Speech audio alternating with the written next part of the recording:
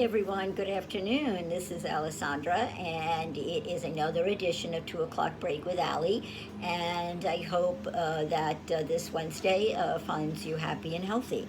Um, Before I get started, I wanted to ask you again, like I did last week, if you could go to my YouTube channel, 2 O'Clock Break with Ali, and subscribe to it. That would really make me happy.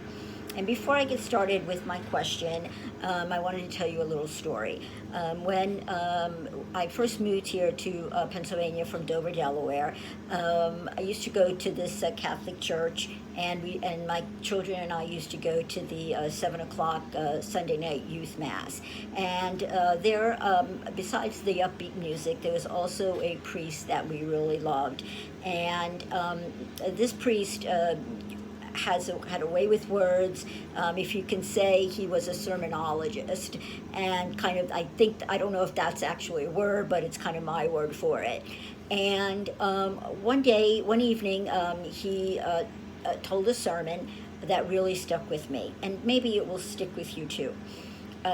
He started his sermon in his regular priestly vestments, and each part of the vestment has a significance.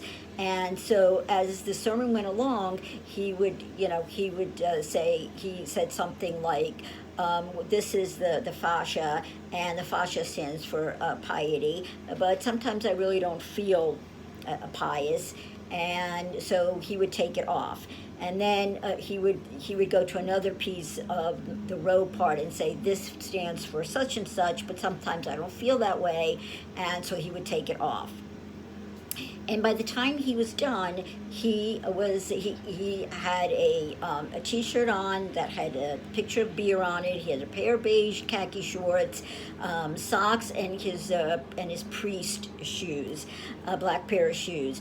And I remember that so distinctly because it really stuck with me, because he said, "This is who God called to be his servant." And then he went on to put everything back on. And by the end of the sermon, he was back in his priestly vestments, and he went on with the sermon. And the reason why that stuck with me is because I realized that Jesus can call us at any time, anywhere. Jesus meets us where we are. And as long as we have an open heart and a willingness to listen. And so I realize that all of us have an assignment, and we're not all called, obviously, to be priests, but we do have an assignment to serve in some way. And it's not always easy to discern what that is. For me, I am still trying to figure that out. I thought that, once I got called to be a Christian, that God would give me this great assignment, and maybe it was in the mission field, and maybe it was to bring thousands of people to Christ or have some type of ministry. And I came to realize that that is not what God has called me to do. And so I started feeling a little worthless. And then I got down to what Jesus and what Jesus said, and the important thing to realize is that we are children of God, and that Jesus loves us no matter where we are. And so for me, the important thing was to see myself the way God saw me, and that made me a worthy person to begin with. And then everything else gets added to that. So for me, while I was doing my Pentecost, my Easter, Lenten Bible work, I realized that the important thing for me was to see myself in the face of Jesus, which means to see myself as God saw me. And maybe for me, it's just being a good daughter, a good sister, a good mother, a good wife. Those are things that also God can call you to do.